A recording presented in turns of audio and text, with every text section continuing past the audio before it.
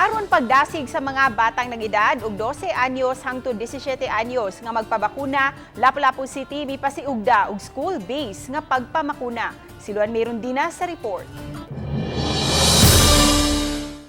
Taas nga linya sa mga tinunan uban sa ilang mga ginikanan ang mihugop sa Santo Niño Mactan Montessori School sa pagpasiugda niini sa labing unang school-based vaccination sa dakbayan sa Lapu-Lapu.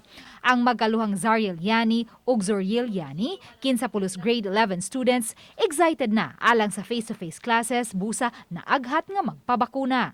Giubanan sila sa ilang inahan nga si Lani, 15 fully vaccinated na usab. Encourage lang kay kuan daw para dila daw para mas safe daw. Ako parent, okay kay ko nga mabaksinan akong anak kay para free kung asa sila maglakaw or mag-travel. Samtang ang grade 12 nga si Maguire Villaver wala lang basta ubani sa iyang amhan apan nakigdungan pa kini kaniya sa pagpabakuna. Just because gusto tan ako magdungan ako kong wife. Unya kay opportunity naman nga nadungan ako kong anak mo nang nagpabakuna na lang ko. I think it's actually nice because it promotes safety and I actually encourage everyone to take the vaccine kay para na lang dyan ma-safe ang tanan. Karong adlaw may 132 ka mga tinunan sa mong tunghaan ang nakaschedule nga magpabakuna. Apan gibakunahan ra usab ang ubang mga hingkod nga nakaparehistro na. Mahatagan po sila hingayon nga dili na sila mo biyahe layo-layo. So as of the moment we have 1,000 students.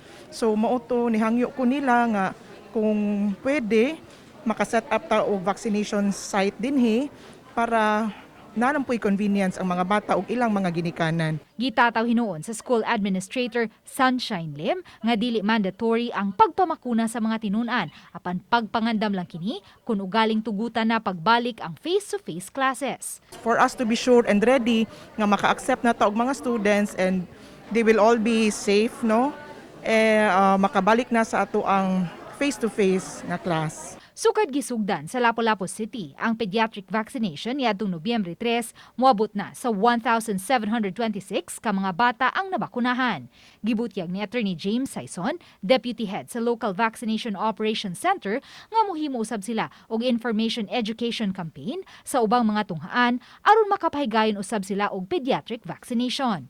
Gitataw hinuon ni Saison nga bisan pa man sa lagda sa DOH nga sa mga hospitals og vaccination sites lang himuon ang pediatric vaccination apan gisubay man gihapon sa Local Vaccination Operations Center ang lagda sama sa pagbutang og standby ambulance ug duol ra usab kini sa pribadong hospital. The goal really is to bring the vaccines closer. Mo gibuhat na sa Lapu-Lapu, no? Though we have our main vaccination sites, but naanatay mga teams nga mo sold ngadto sa mga sitio and different purok. But karon lang mas nindot sad if mag-school based na, no? Uban ni Marlon Melgazo, Luan Merondina, Balitang Bisdak.